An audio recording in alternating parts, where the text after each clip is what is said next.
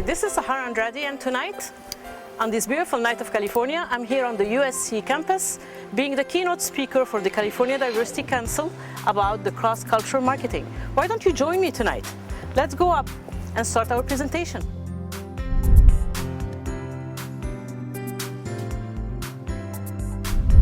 The customer, when they buy a product, they buy a concept.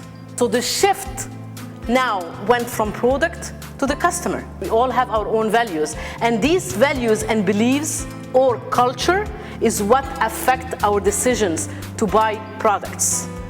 So if an organization that is selling a product or a service does not put that in consideration, guess what? They're losing market share, meaning they're losing money. Sahara is very engaging for one, and she has a nice package. She's put together a very coherent message, which something I really appreciate in a presenter, where they start with a larger conceptual picture and then they take the person in the audience down to the specifics. So you have by the end of the hour, you have a complete understanding of a complex area. And I think that's what's needed to really get value out of a topic like this, is to really have, the big picture and the specifics. In the United States here, we are focused on the business side. We do business in and out. We are a monochronic country. Time is money. We go in, we do business, we're out. We don't have time. But other cultures like the Asian, the Hispanic, the Middle Eastern, you have to build personal relationship. So it's very customary, for instance, to go to the Middle East and to start by, so how are you, and how is the family, and how are your kids, and what school do they go to? And you spend hours just getting to know a person, because they are valuing if they should trust you or not trust you. And if they don't trust you, they will not do business with you. I really like the way that she talked about the fact that a lot of times corporations make mistakes based on misunderstanding of cultures that they're going into, especially cultures around the world. And at the same time, they actually have employees in their organizations, on their teams, who could actually help them understand how to effectively overcome those missteps. Culture will eat strategy for lunch at any time. Walmart in the late 80s decided all of a sudden to extend their base from the United States to go to Europe. So they went to Germany and they bought a retailer, 20 small retailers. And what did they do? They sent someone from the Midwest that basically spoke only English.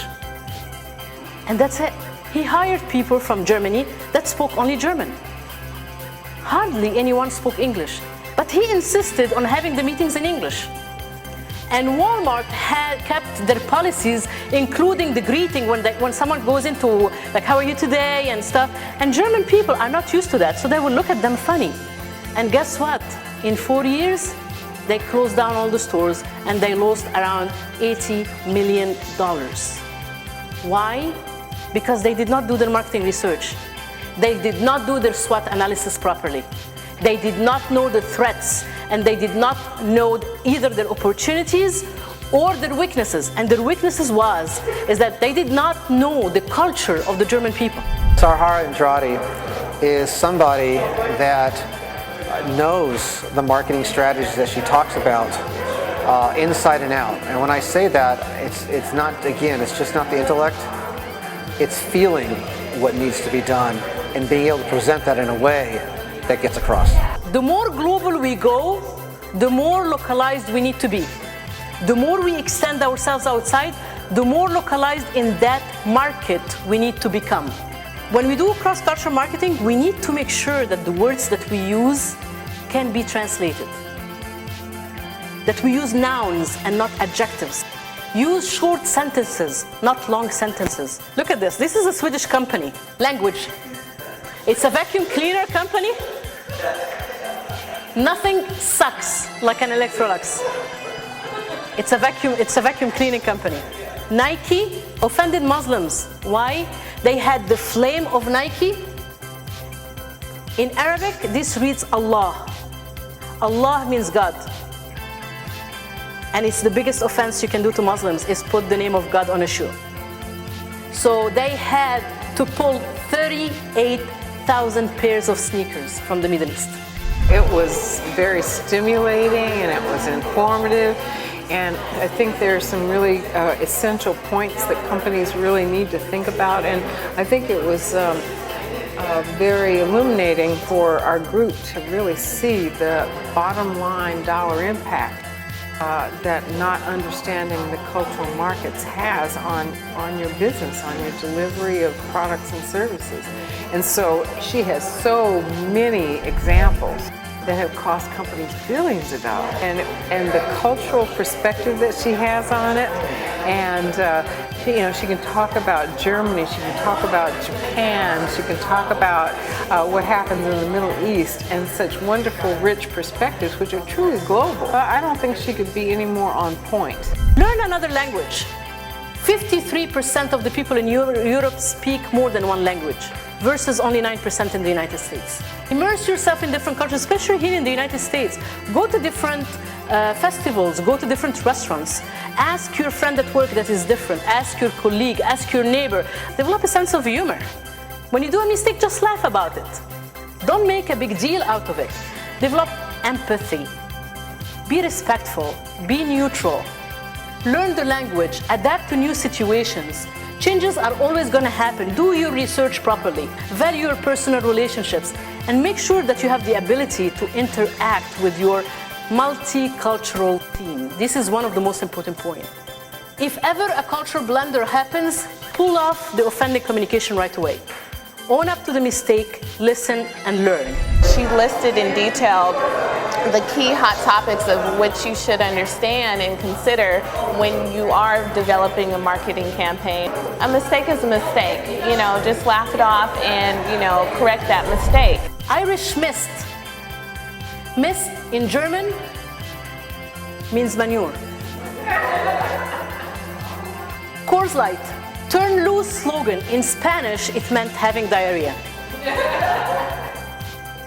Save on Drugs is a big chain, especially here in Southern California. They decided in the 80s they were sold and bought, and they decided to change their names. So they spent all kind of money on changing their marketing campaign, their logos, their uniforms, their signs, everything. And they became Asco Drugs. Asco Drugs, asco in Spanish means feeling sick to your stomach. And they wanted to sell makeup and medicine. Hispanic people did not buy. And especially Hispanic people are mainly in Los Angeles and Las Vegas. Their sales went totally down. Till now, they still, their corporation, their basic corporation say that it's not true, but it did happen because after a year, they changed it back to Save on Drugs. They still deny that this is what happened. They had to change 165 stores back to Save On. Sahara Andrade is a definite, valuable professional, and I can give you a lot of information about how to conduct yourself in a global marketplace. Sahara Andrade is one of the most interesting speakers in the corporate milieu today. Sahara Andrade is your multicultural marketing expert. Sahara Andrade is a marketing guru. Sahara Andrade is a powerhouse.